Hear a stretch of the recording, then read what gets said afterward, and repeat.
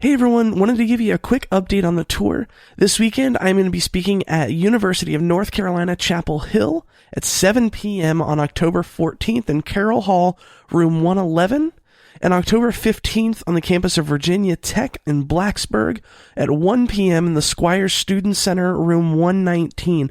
If you are in and around those areas, please do come out and collect some hugs. And also, I wanted to make sure that I got a shout out to our new patrons. I usually record that in the course of recording the episodes. These are all pre-recorded, so I haven't had the chance to do that. So, big shout out to Janet, Wilco, Richard, Joseph, and Dalen for increasing their pledge. Thank you all so much for enabling me to do what I do. This tour would not be possible if it weren't for you all, and I can't thank you enough. Exclusively on Secular Media Network, this is the Atheist Manifesto.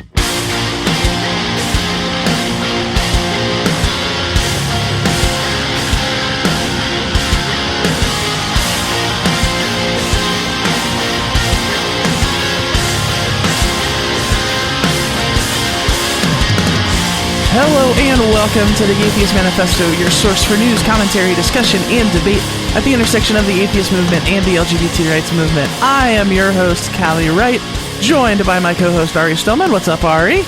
You can see my beautiful face. Well, the people watching on YouTube beautiful. Yeah. Callie not only made me record this at 9 in the morning on a Sunday, but she also made me get dressed and do my hair. I actually had somebody ask me a really cute question the other day. She, as a coworker, she said, "Callie, do people over 40 watch podcasts?" What? Yeah. So, that's adorable. I was like, that's probably the most adorable question I've ever been asked. Well, this week, we're going to be talking about the election because I'm sure this is news to everyone, but there's an election happening soon. I know, we bring you the hard-hitting news that you don't hear anywhere else, so I just figured that, this is a thing that we needed to talk about. So, this week we're going to talk about atheist voting. Our guest is Justin Scott. Justin, welcome to the show. Yeah, good morning. So, why don't you just tell us your story? Tell us about your adventures. Sure. Boy, we have about 24 hours of recording work. I have been an active voter since about 2000 when I could first vote. And I just, quote unquote, came out of the closet as an atheist probably within less than the last year. And I thought, if I'm going to do this, I want to do it big. And I'm self-employed as a professional photographer, so I have a lot of downtime. I have a lot of hours where I'm just staring at my email trying to get through it. And last fall, I saw an opportunity. We had, living in Eastern Iowa, we have all of the major presidential candidates coming and going. We had Rick Santorum. The folks out east will be very familiar with that name. Stop at a pizza place in our town. I just really got tired of working that day. I said, here's my shot. I had come out with all my friends and whatnot as an atheist, but I hadn't done anything substantial with it. And I thought, I'm going to go ask this dude questions. I'm just going to get in front of him and say, I'm an atheist, what the hell's up? So that was kind of the You're first going part. to hell. That's what's up. Yeah. Let me Easy tell answer. Just a side story. So I'm nervous as hell. And for those of you that have met me, I just ooze confidence. But on that day, I was so nervous. I was like, oh, this is going to be a disaster. I'm going to get arrested. I'm going to spend the night in jail. What? And, why? Well, just because if you've never done that before, you never questioned candidates before and you push them on issues, their aides will run over and say, all right, back off. That's enough. But then you throw the atheist part in there and people just get all weird about it. So I'm sitting in the pizza place and I'm getting my smartphone ready and Rick comes in, shakes hands, sits down, and I prop my phone up by my pop, and I try to disguise the phone so he can't see me recording. I don't know why I was thinking this. I was very irrational out that day. And I've done the same stuff. Oh yeah, now if you watch the videos, for those of you that have been following me for a while, I just walked into these events towards the end and was like, "What up? I own it. Give me my time." I have 15 questions I'm going to ask, so get out of my way. But boy, that first time was pretty fun. And without dominating the interview, I just want to add that it was actually Hemet Mehta at the Friendly Atheist that really made this thing happen. Because when I got back home and I had a couple videos, I really didn't know what I was going to do with them. Do I put them on my personal Facebook? I hadn't created an atheist profile yet on YouTube or on Facebook, so I didn't have a place to put them. And I emailed Hemet, and I don't think I'd ever talked to him besides like, hey, did you hear this story? Hey, did you hear that story? And I sent him an email, and I said, hey, I'm a voter in Iowa. I happen to be an atheist as well. I went out and I did this interview thing with Rick Santorum. What do you think about this? And he responded like instantly and was like, OMG. I love when atheists use OMG, by the way. I don't know if he actually used it. I'm trying to, paraphrase from a year ago. But, he was so excited and he was like, holy crap. Like, do you have more of this? And it was like, light bulb went off, poof. I was like, there's an opportunity here. And so it just picked up and I started doing more of these things. And I finally started asking fellow atheists in our area and around the country, like, hey, if I go do this, what should I ask these people? And then American Atheists helped out. American Humanists saw that I was wearing one of their buttons when I went out. It was amazing. I mean, this thing just exploded, and it was bigger than I ever planned on it. Like I said, I was just bored one day and thought, what the hell? Let's go do this. Yeah.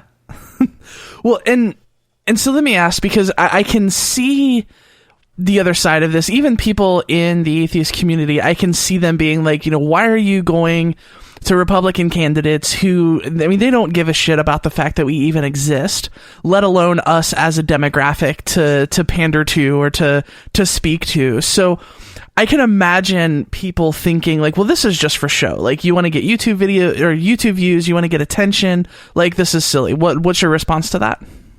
Yeah, deal with it. Perfect. I did it because I could. I did it because I wanted to. And if you're an atheist that doesn't want to, that's fine. Stay at home. I don't care. That's not who I'm doing it for. I think it was Greta Christina. Did I say that right? Yeah. Greta Christina? Mm-hmm. One of my all-time favorite atheists. She made a comment that the atheist movement right now is where the LGBTQ movement was back in the 70s. It's just starting to get its legs. It's just starting to pick up momentum. And I kind of sat there that day when I had a chance to go do that with Rick, saying, this is my way to add to the movement. This is my way in a small way, even if it just gathers a couple local headlines and I get a couple friends to retweet it or share it. I feel like I've done my part. Well, you fast forward a couple weeks, excuse me, and I had the chance to, I don't remember the order in which this all happened, but I had the chance to go to a Marco Rubio event, and we were being flooded in Iowa with ads from every single candidate. And since the Republicans had about 7,000 candidates, basically you had nothing on TV here but ads. And I remember the Marco Rubio ad. It was black and white. You should Google this sometime. But it was like, I love my Jesus, and I want to go to heaven. Oh, I remember that one.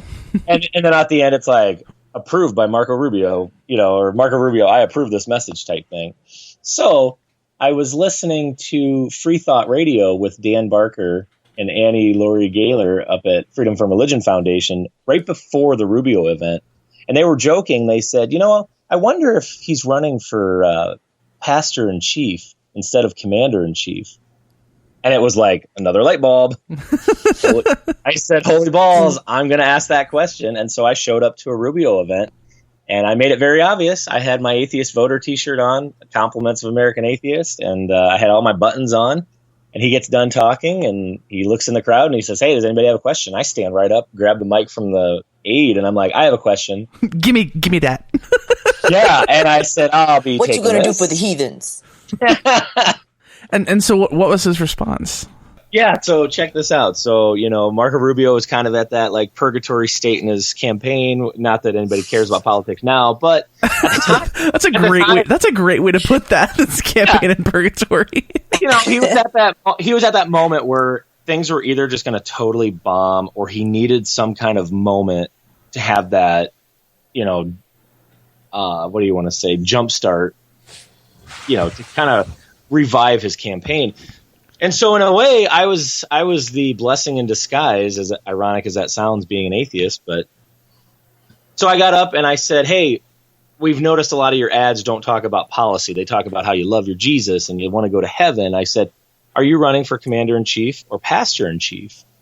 And you should have seen the reaction from the crowd. It was just hilarious. I mean, you have middle-aged to elderly white folk who probably have never met a non-Christian in their life turning around going, what in the hell did this guy just say? Like, I think they were expecting, horns and, a red tail, and they were expecting me to breathe fire or something. Well, because, realistically, to so many of these people, I bet they feel like those are one and the same. Like, they should be the same thing. Absolutely. It's terrible. And, going back to the question about why should I go out or why do I go out, it's because of that. I want to do my part to normalize atheism and to normalize what being an atheist is all about. And I think it only happens when we have more atheists being vocal about it. Yeah, and that kind of goes back to what I was getting at before, is kind of, in a practical sense, what does this accomplish? I mean, do you think that there is a chance that the candidates are going to be swayed by this and start thinking to themselves like, wow, this is a demographic that I actually need to start talking to? Or is it more for the audience or for the people there, for, the people watching the video on the internet? Great question. From my point of view, and I am just a regular dude in Iowa, I think the intent of what I did was to try to persuade elected officials, politicians, the president, the White House, all the way down to mayors, and governors, that we exist, we are out there, we are active, and we do give a shit. Now, do I think that actually happened? It's questionable. I mean, it's hard to measure when you listen to campaign speeches and you see, I think it was Jim Helton that just, from the Tri-State Freethinkers, just posted a video of a governor down there. I think it was Ohio's governor, maybe, who said he's going to bring prayer back in school or some kind of religious element. We have these lawmakers and officials that are hell bent on pushing Christianity and their religion as much as they can. So it's hard to measure, did this actually have an impact there? Especially when you hear Donald Trump and Hillary Clinton pushing the God agenda, pushing the Christian agenda. It's like, hello, you guys not remember that I was out there doing this? Obviously they don't. But here's the best part. The best part, and you all probably experienced this too, is when you go public with something somewhere, your inbox is flooded with people saying, holy crap, I'm so glad you did what you did. Holy crap, your message resonates with me. You've just motivated me to do X. I don't know if you remember and I'm really getting off here on a tangent, but there was a gentleman in Arizona that I want to say he gave a secular invocation or he refused to stand during the pledge. And he made himself some headlines out of it. I want to say the Friendly Atheist covered it when it happened. But here was a private message from him saying, dude, you've inspired me. And I'm sitting here going, wait a minute, you already inspired me. What are you talking about? And that's what's so fun in this movement, is that it's not a pissing contest. It's not what atheist can garner the most headlines and do the most things. It's about what impact are we having and how are we motivating people?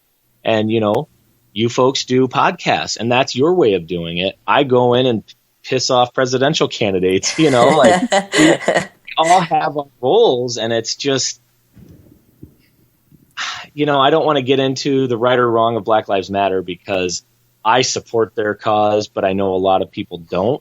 But if you look at what they've done... Yeah, this show is decidedly pro-BLM, so... And if you don't like them, then you can get out. Yeah. But my thinking is, look at what they did. Look at what they've accomplished. And look at now when you put in a Kaepernick. And I know that's sort of related, but not. All it took was one small action.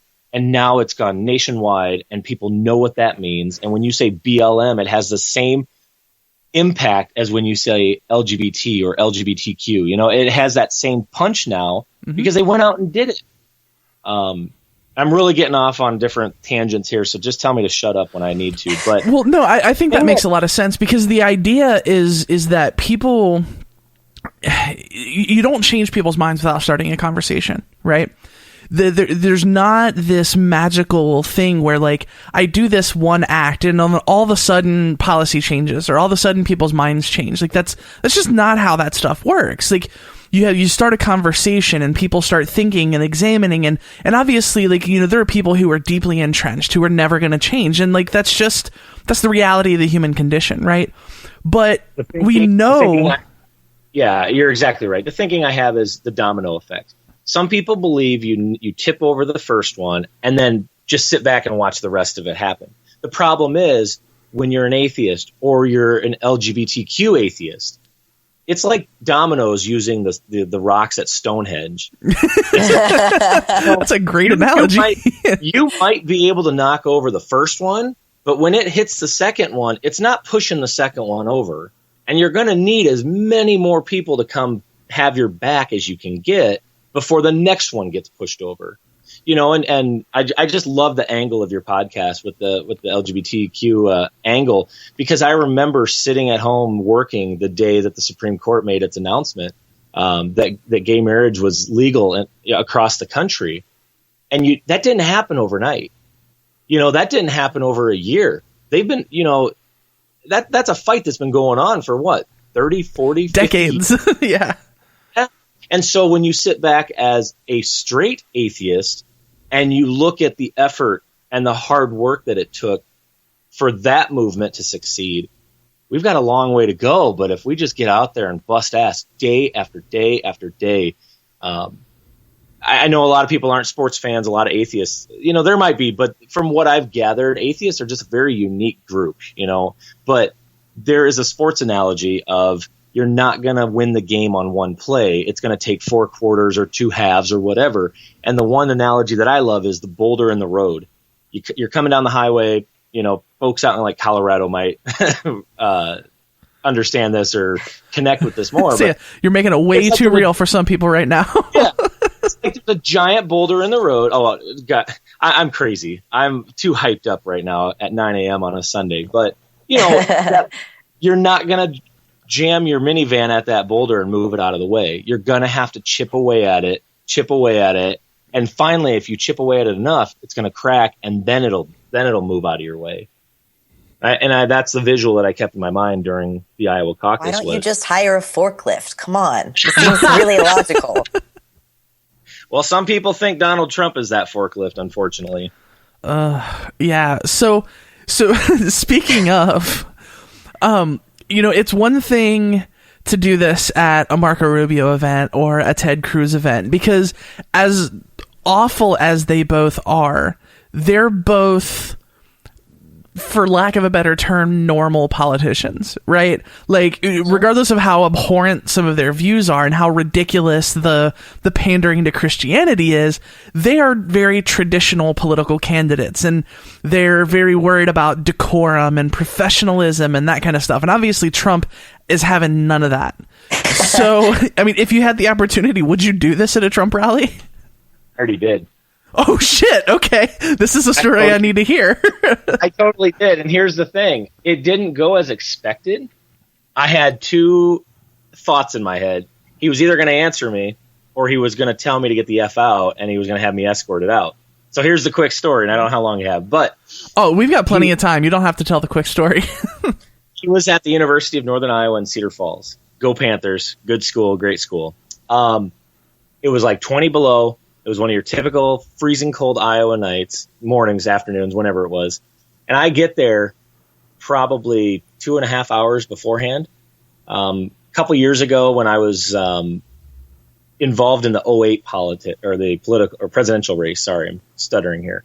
John McCain and Sarah Palin had come to the same place, and I knew what kind of turnout there was going to be. So I knew that I had to be there early.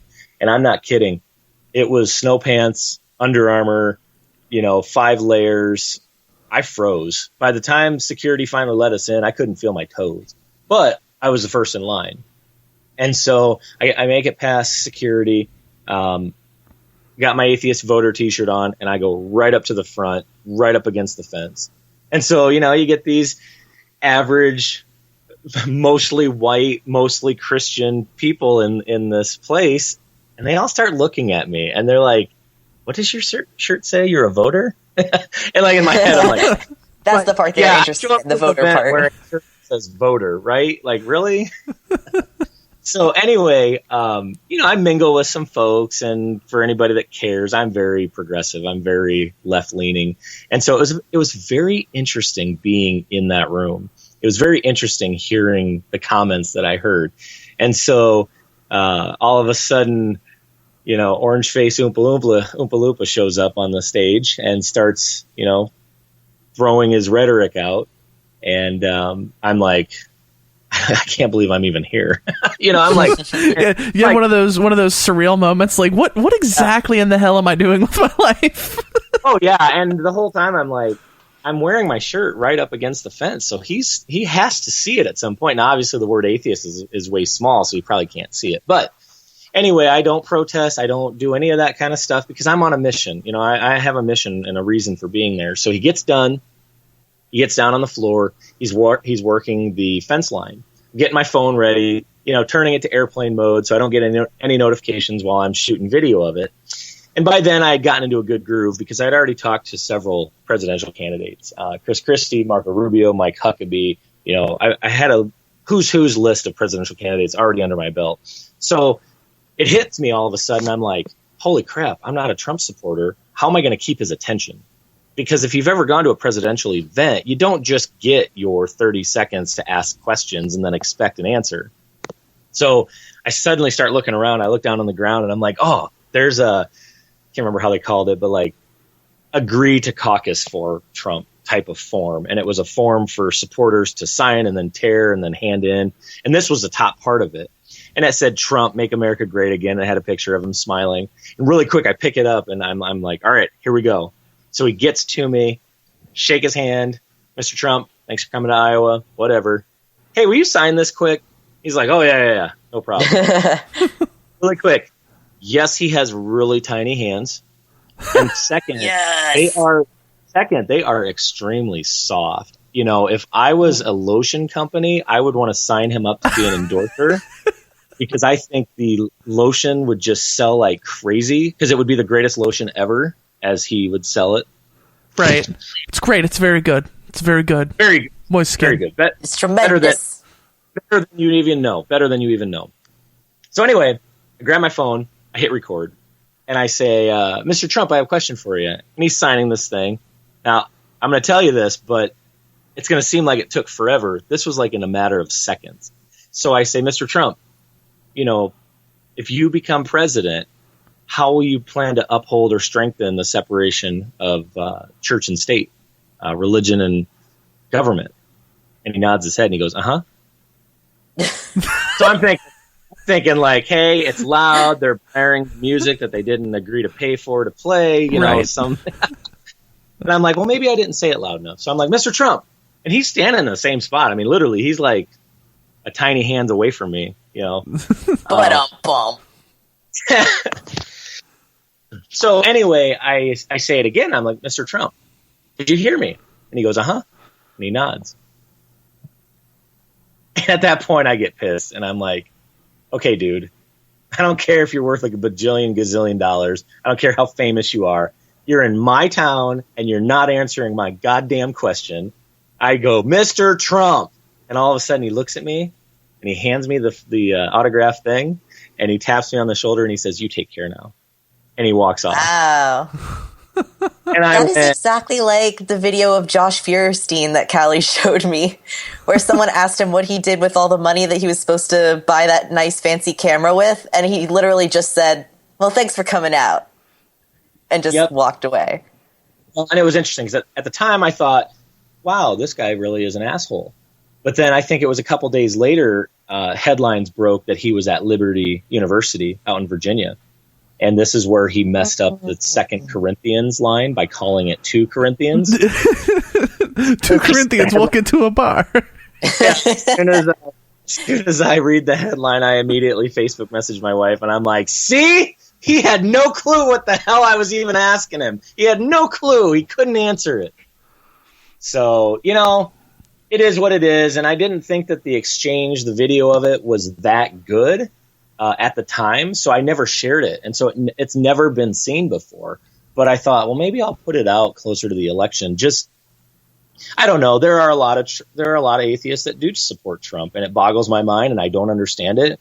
But hey, to each their own. I mean, if you want to support a guy like that or a person like that, be my guest. But I don't understand it, especially coming from the atheist perspective / secular perspective, because I believe there are a lot of believers that are very secular, that they want to have their faith, but they don't want it in government. And not to take it to a different story, but this summer our governor issued a proclamation where he wanted all Iowans to read their Bible for like 4 days straight on the grounds of courthouses. What? And we went out and protested it. We showed up to 8 different courthouses throughout that day. And we had Christians along the way thanking us, saying, yeah, you're exactly right. Like, this needs to be protested. So, well, yeah, I mean, it's just like the Christians who were, who think the Ark Encounter is as ridiculous as we do. Yep. Or that they don't think it's ridiculous, but they think the government's interaction with it is inappropriate. So that's why I try not to demonize believers. I try not, because we don't like it when they do it to us, and I don't want to do that to them, because there are many believers and many Christians and many. I love my Jesus and I have a personal relationship with him, but I don't go to church. Those type of people that. Well, yeah, I mean, it's unhelpful to discourse. I mean, and it's just plain wrong. I mean, there are plenty of believers who are very progressive, who are very supportive of, the same kind of causes we are in every single way, even separation of church and state. And like, we can have the religious discussion if we really want to, but like in a practical sense, like, I mean, I don't think any of us are fighting religion for religion's sake. We're fighting religion because of the harm it can cause. So, like, if we can remove the harm, at that point, the conversation becomes more academic. But what about people that are wrong, though? They have to stop being wrong. Especially when they're wrong on the internet. We gotta put a stop to that. I can't handle it. Think of something else, too. One of my big inspirations was Matt Dillahunty with the... I think it's the Atheist Community of Austin, does a lot of speaking. For those of you that don't know Matt, does magic, I guess, whatever. Haven't met him, never had any interaction with him, but I watched his YouTube channel quite a bit, and I watched their podcast, or not their podcast, but their little weekly show they do on Sunday nights. And he likes to say, we want believers to call in and tell us why they believe and what they believe and why they believe. And he always says, I want to know not what you believe, but why you believe it. I take that a step further and say, I don't care what you believe. I don't even give a shit why you believe it. I want to know, what are you doing with it? Right. Because if you're keeping it in your home, if you're keeping it in your heart, and you're keeping it, in your church, I'm fine with that. And that doesn't mean don't go out and serve and do good things. But the minute you become an elected official and you try to use it to discriminate against large groups of people, that's when I have a problem with it. And like you said, it's not the problem with the belief. It's the problem with the demands you're making because of your belief. Mm-hmm. And I'm curious, have you had these kinds of interactions with Democratic presidential candidates? Absolutely. Yep. All two of them. There were only a few, but come on, there were 3. Come on now. Oh, right. I can't even. Of course, I can't even think of the guy's name. For the record, Martin O'Malley was the one candidate that I was not able to do this in front of, because he just was never around my area. When I say my area, I usually mean within an hour drive. I had gone to one of his events earlier before I was on this whole atheist kick, which isn't a kick. It's a lifelong commitment. But it's not just a phase, Mom, okay? It's a part of my identity. This is who I am. I don't want people out there to be like, yeah, dude, you just did this for the attention. Hell no. I've continued to do this, and I have bigger plans for this. For more attention. Yeah, I mean, if Darth Vader was here, I would go up and ask him, what his thoughts were. So this could be interplanetary. Cool. But anyway, I was at a Bernie event photographing it down in Davenport, Iowa, the same week that he was interviewed by Jimmy Kimmel. And I don't know if you remember this, but Jimmy had asked him, what is your religion? because that was the big headline at the time. Right. And Bernie had answered with something to the effects of, people are my religion, and I don't talk about religion publicly, or something to that effect of like, I keep it to myself, it's my thing, and then I just go out and do good things. So at the Bernie event, he gets off stage, and I kind of just follow his little team up the stairs, and he had some music and some performers, and they were all in this back room, and he went up after the event to thank them and say, hey, I appreciate you putting on a show before my show. So I'm on the staircase waiting for him to get done. All his security people are around, and they're ready to bolt to the vehicle. So they start walking down the stairs. I wait until Bernie gets right beside me, and I start walking step to step with him. And I'm like, you sneaky man. And I'm like, Mr. Sanders, great speech. And he's like, oh, thank you, sir. And I said, that was a great impression, by the way. Yeah. And you could never tell how pissed off Bernie was, like, if you've ever heard of resting bitch face. Yeah. Like I think he has more of a resting grumpy grandpa face. Yeah, I was going to say resting grump face, I think. Exactly. And like, he's like your pissed off grandpa that loves you and has good times with you, but at the core of it is always pissed off about something. Right. And don't get me wrong, I love Bernie Sanders, but he's pissed off for the people.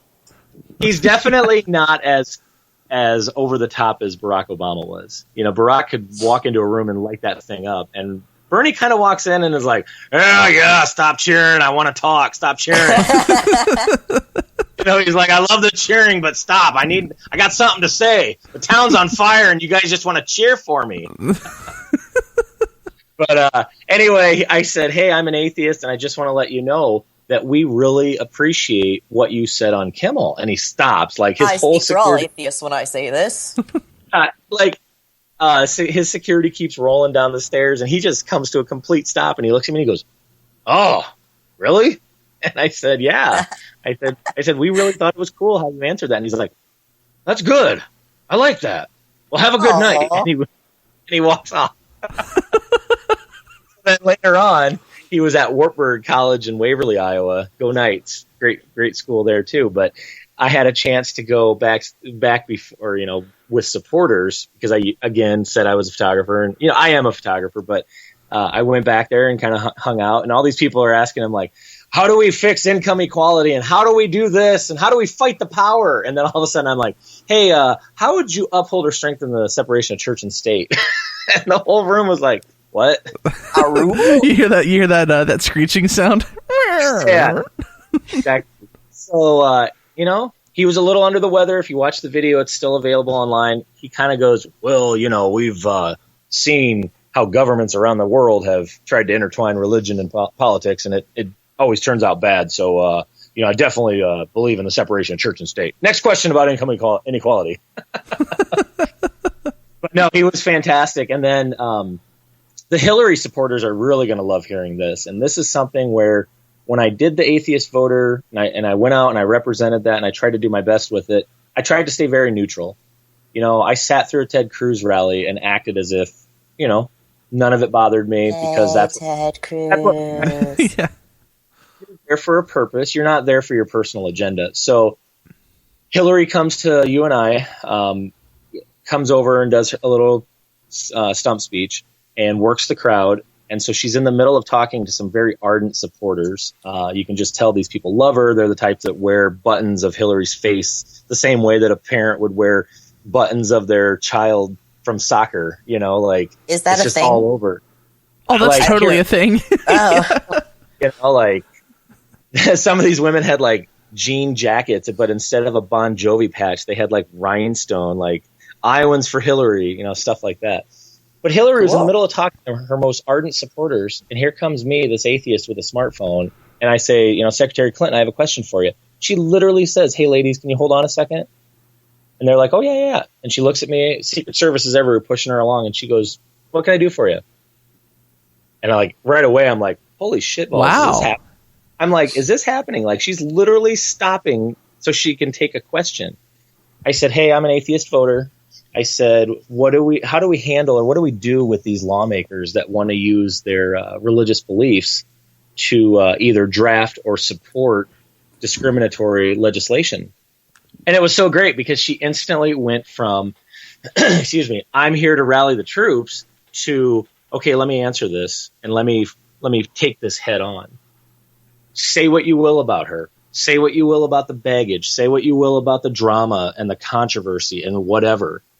But when I look at the way that Donald Trump took my question versus the way that Hillary Clinton took my question, I think it's night and day in terms of how they would handle the atheist movement knocking on the door of the White House saying, what about us? Because I truly feel like Donald Trump would round us all up, mark us with an A, and ship us somewhere. And that's not some tinfoil hat wearing conspiracy talk. But I truly believe it. And I truly believe that Hillary, on the other hand, would be very pragmatic. And she'd say, listen, I'm a devout believer. This is what I believe. But let me hear what you have to say. And for me, is that what she said when you asked her that question? What's that? Well, yeah. What exactly was her answer when you asked the question? Her answer was, we have to take it to those type of lawmakers, and we need them to understand that they cannot do that. That, you know, legislation is there to help people.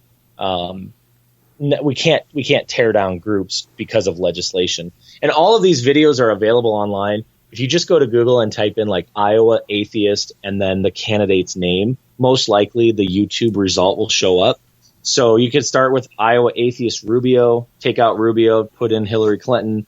And again, plugging Friendly Atheist if I can, he was there along the way doing write-ups of every single interaction and offering his, you know, I call it 10 cents because his voice is so amazing at what he does. Right. It's all still out there, and it was very fun. And I want to be honest, the thing that pissed me off the most was that I got this high from the Iowa caucus. Like, hey, I went out and did this thing, and this is going to inspire thousands of atheists around the country. But to my dismay, it didn't happen. For those of you that know Nick Fish at American Atheist, he was up in New Hampshire, I believe, tweeting during some of the campaign stops, and he was asking questions as well. But he wasn't your grassroots style because he holds a pretty high position at American Atheist. I don't want to call Nick out because he does a great job, but I wish there was more grassroots rallying around the country when these events come in. And going back to the Ark Encounter protest, the thing that I loved the most, I can't remember where he said it. I don't know if it was at that event at the University of Cincinnati afterwards, but Jim Helton had said, our goal with the Tri-State Freethinkers is bigger than atheism. It's bigger than us. It's bigger than what we want. You know, women's rights are our rights, or women's issues are our issues, I think is how he said it. And LGBT issues are our issues.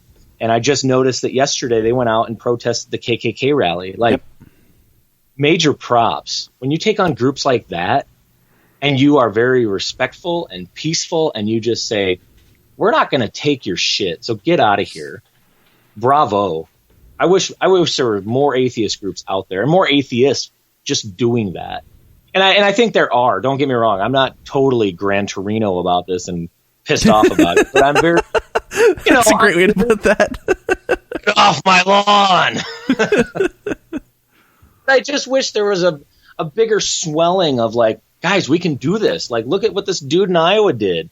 You know, like, why can't we do that? And so, you know, I believe there's a lot of truth in that whole thing, though, that the down ticket is more important. You know, your mayors, your governors, your Congress folks, your representatives. That's where things really make a bigger difference, I feel, than the presidential race. Don't get me wrong, I'm very in tune with the presidential race, but I think there's something to be said about those down ticket ones, and that's where atheists can really make a huge impact.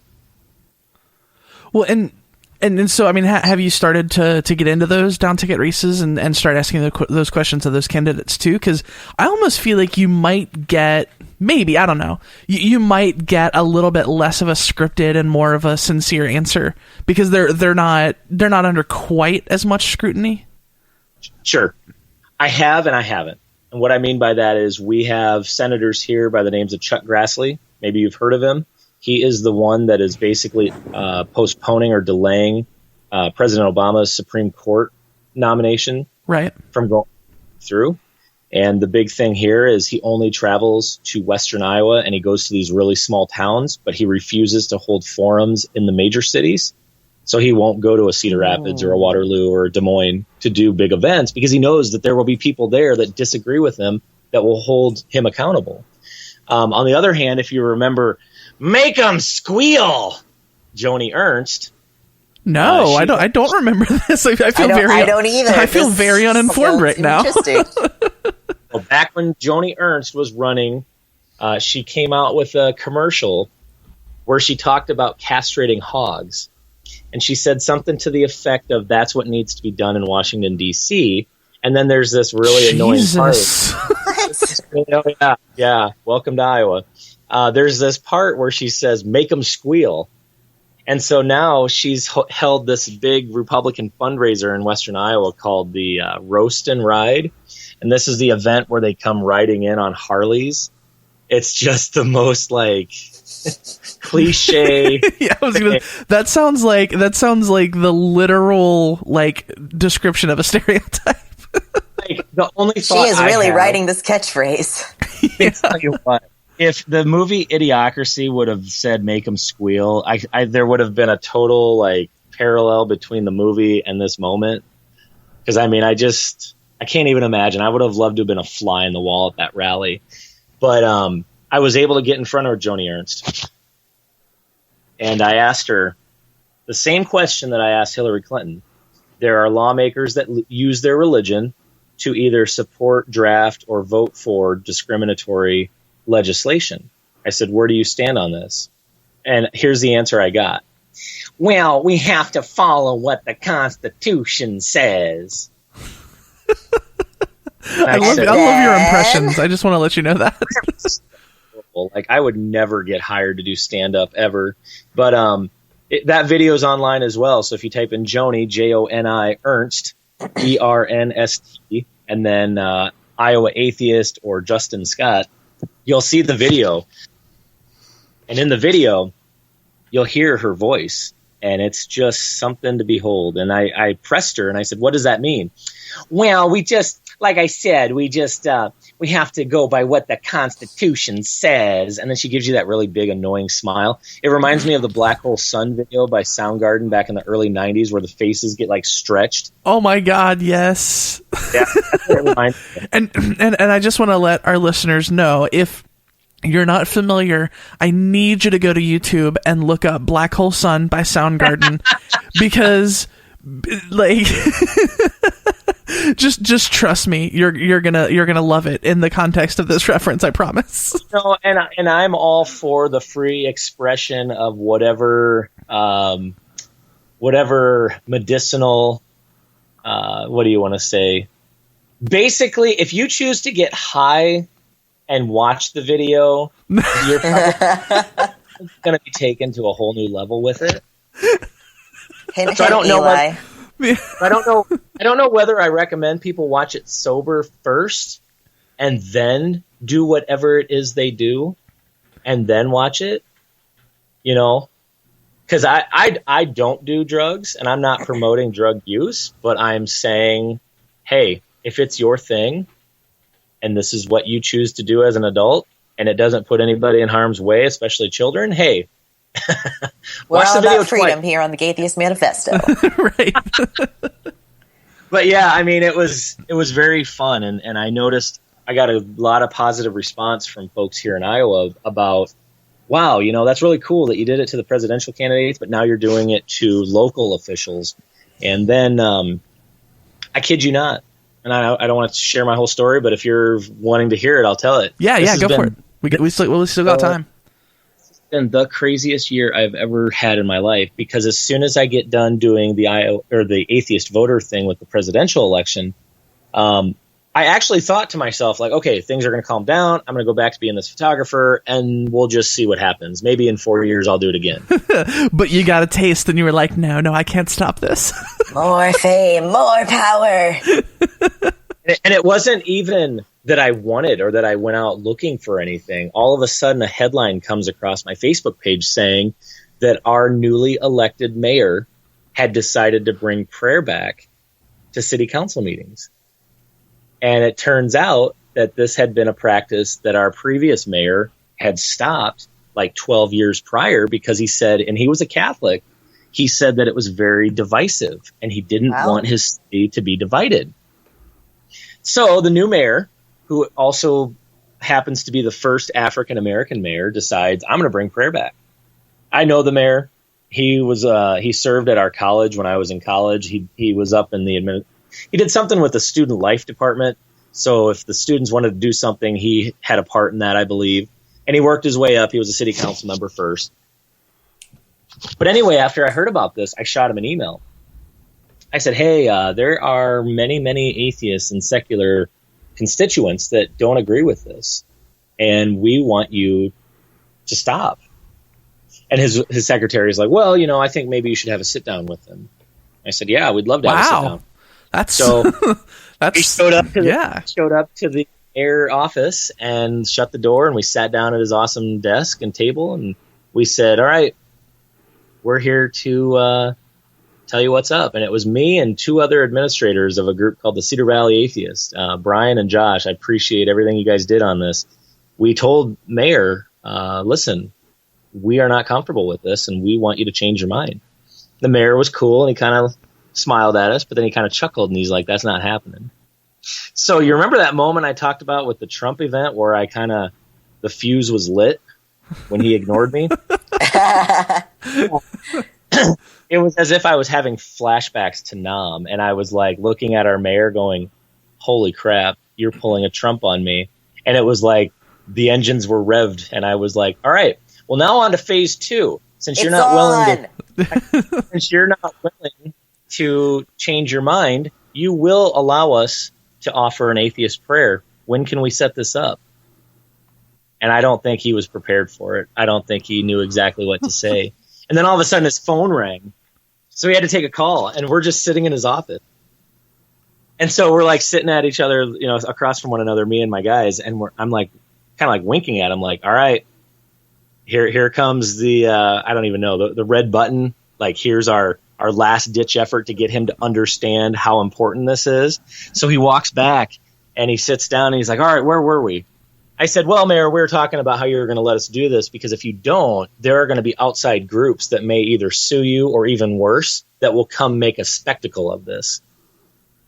And he kind of like sits up, and he's this very like soft-spoken, doesn't get riled up about much. And all of a sudden he sits upright and he goes, what do you mean? And I said, I kind of felt like the prosecuting attorney in like Law and Order or SVU, where I'm like, now entering exhibit OMG, I said, if you've been following the news, there was a request in Arizona by the Satanic Temple to deliver an invocation out there.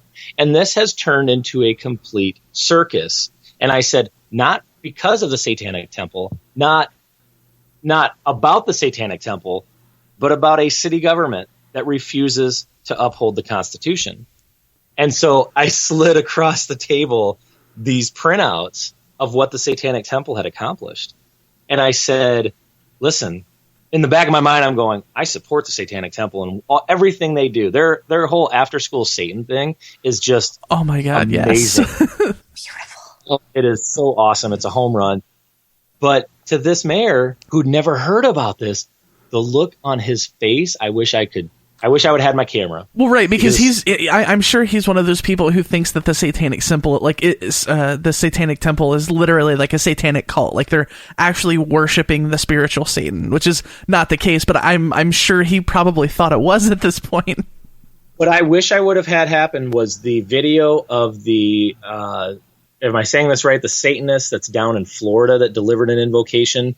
And if you saw saw the video, a lot of townsfolk came with crosses and they held them in the air. Yeah, and they started singing Amazing Grace over the invocation. Exorcising the demons. Yep. I wish that would have happened before we met with our mayor, because I totally would have brought that in and been like, all right, check this out. Check this out. Like, because he was just flabbergasted. And he like looks at us and he's like, this didn't happen, did it? Like, really? Like, seriously? And I said, yeah.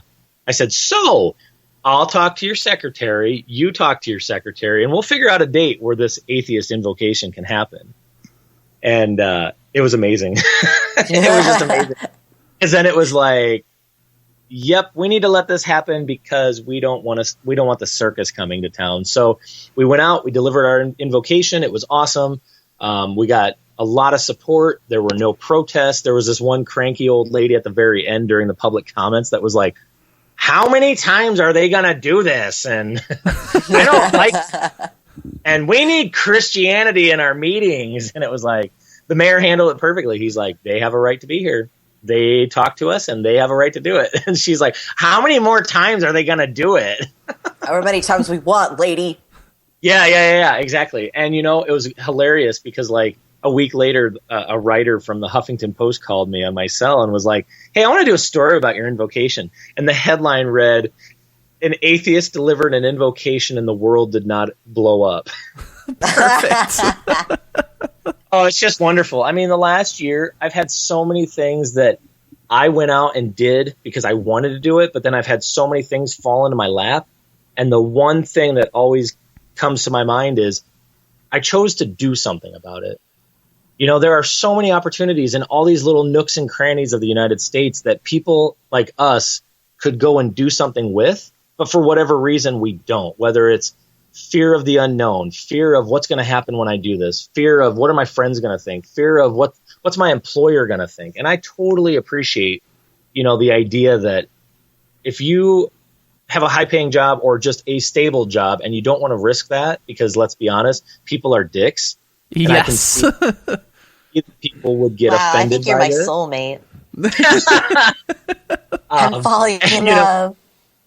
I said that to a lady yesterday. We were donating our time for the Northeast Iowa Food Bank. We were sitting at a grocery store asking for donations, and a lady showed up with a black T-shirt with a unicorn with a cat riding on it eating pizza. And I was like, your T-shirt's great. And I said, can I take a photo of it? And she's like, of me? And I said, no, just your shirt. That's awesome. No, you suck. Your shirt's awesome. Yeah. You could be a total shit as a person, but like your shirt, that's another thing.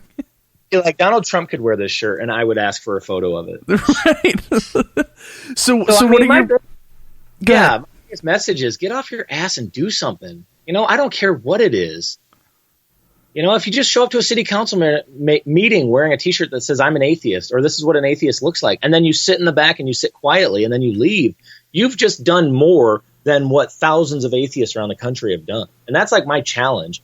And the hashtag that I started, and it's not crazy, but it's hashtag atheist care. Anytime you do something that you did it as a public atheist that helped somebody, tweet it. Tweet it out as atheist care.